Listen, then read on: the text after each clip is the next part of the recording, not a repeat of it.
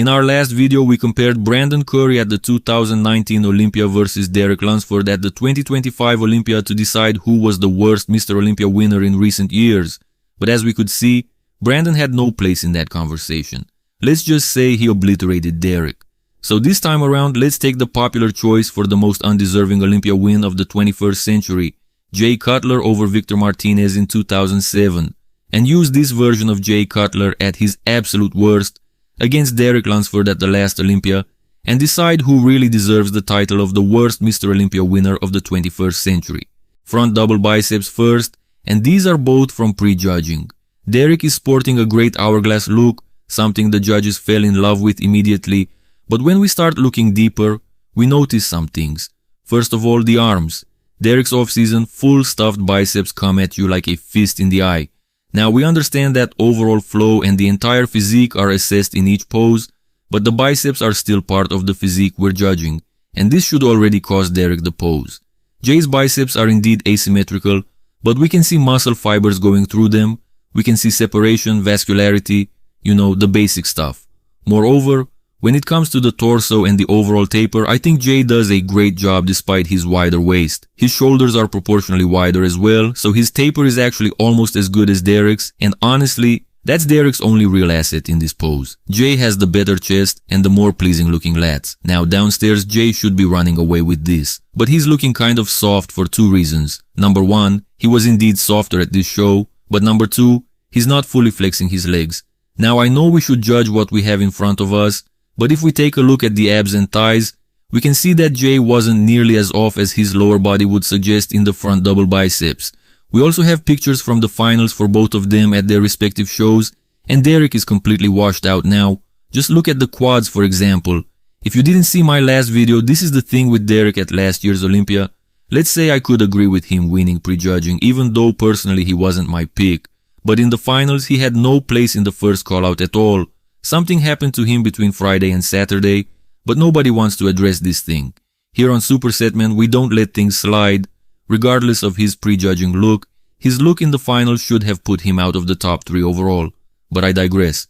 So, back to him versus Jay. Derek obviously loses the finals, but in my opinion, he also loses the prejudging front double biceps to Jay. Front lat spread next, and this is even more obvious in favor of Jay. There is really no debate when it comes to the upper body. Jay wins everything. The lats themselves, the arms and shoulders, the chest, and even the overall detail aspect, despite this being the worst version of Jay. Lower body, I would have liked to see more detail from Jay, but he definitely has Derek beat here, no doubt about it. And then we get to the finals.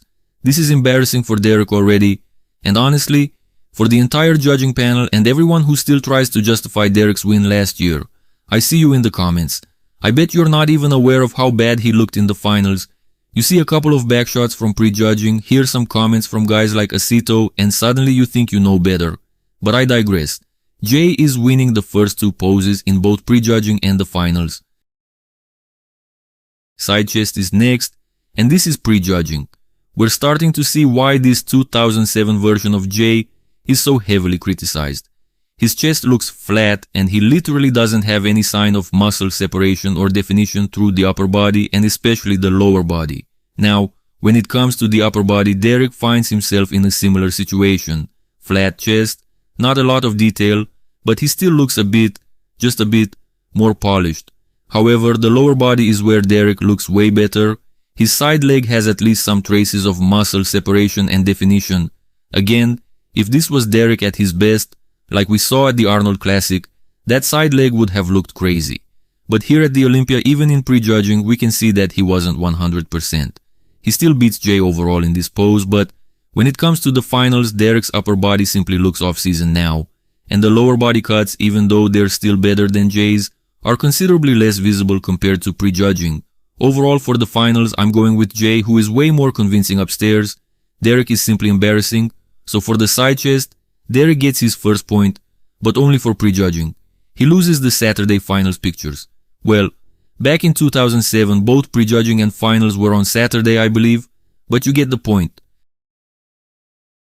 Back double biceps for prejudging, and now we can really see why Jay Cutler had no business winning that 2007 Mr. Olympia. His glutes look 10 weeks out here. Now, knowing Jay, even at his best, his glutes were never as shredded as Derek's. But here, they obviously hold a lot of water. Jay is also losing the upper body. For the finals, I believe Jay looks a little bit better, but mostly the same, while Derek looks considerably worse. But even though the gap gets tightened, the gap was huge, and Derek still has the overall advantage when it comes to the back double biceps. So for the first time in this matchup, Derek Lunsford scores a convincing point, and in none other than his favorite pose, the back double biceps. Back lat spread for pre-judging, and we have mostly the same story. Jay is simply too soft in the lower body to be competitive, and his upper body doesn't help his case against Derek either. We can criticize Derek, but we have to give him credit when he deserves it. His back poses are incredible. Now, in the finals comparison, the gap gets tighter indeed, but I think Jay had too much to come back from to have any chance against Derek from the back. We can see some tremendous hamstring development from Jay, and he is winning the calves big time, but unfortunately, everything is covered by a thick layer of water. As for the upper body, at a second look, Jay's lat spread was actually quite better than his back double, while Derek's back definitely looks worse. I could agree with Jay having an argument to win the back here against Derek, but overall I still think he is simply too soft, so Derek wins the back lat spread. But for the finals, this one is indeed pretty close. Side triceps is next, and I cannot get over how soft and lacking in any kind of detail or muscle separation Jay's side leg looks. The lower body alone should lose him this pose. The upper body is pretty flat through the chest, but he wins the arms and the midsection details against Derek here. Overall, Jay would have the advantage upstairs, but I just can't get over that off-season looking side leg. For the finals, Derek's upper body looks completely deflated. Everything is wrong about him there. He's flat, he's soft, and the few cuts still visible in his side leg simply aren't enough to carry him through this pose anymore. So for the finals, I'm giving Jay the point for the side triceps. But he looks bad too. This genuinely looks like a comparison worthy of the title of worst Mr. Olympia winner, so for pre-judging I would give Derek the slightest advantage. But for the finals, Jay wins the side triceps. Abs and thighs is next, and this picture speaks for itself. As we saw earlier, when Jay flexes those quads, he literally makes Derek Lunsford cry. I can hear him crying from here. Jay is winning everything about this pose, from the actual abs all the way down to the quads. Now Derek would still have the better taper because of those crazy flaring lats. But don't even get me started on the lats again. We all know what's going on there. We don't have a finals picture for Jay Cutler at this show. Luckily for Derek, because you won't have to see how awful he looked in the finals. Let's just leave it like this. Jay Cutler wins the abs and thighs here. Easily. Most muscular is next, and this is pre-judging. No matter how off Jay is, from the front he will never look as soft as Derek Lunsford. But indeed, if we're looking at the non-existent muscle separation between the arms and shoulders on Jay, especially through that left arm, we can see why this Olympia win is so controversial for him, just as 2025 should be. But many of you are still backing up Derek's win because people who were in the audience say so. Yes, I'm talking about those guys way back behind the judges who think their view is better than me watching 8K Gilco Productions footage.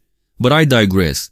And then the finals picture in the most muscular shows you exactly why you shouldn't trust anyone who still claims Derek Lunsford's 2025 Olympia win was legit. He looks off-season from top to bottom, even against the most controversial Mr. Olympia winner of the century so far, Jay Cutler in 2007. Jay destroys Derek in the most muscular.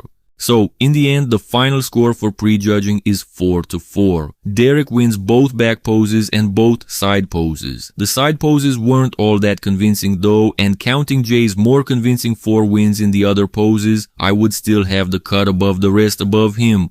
However, when it comes to the finals, the score is 6-2 for Jay Cutler, with Derek winning only the 2 back poses, and that second back pose was close too.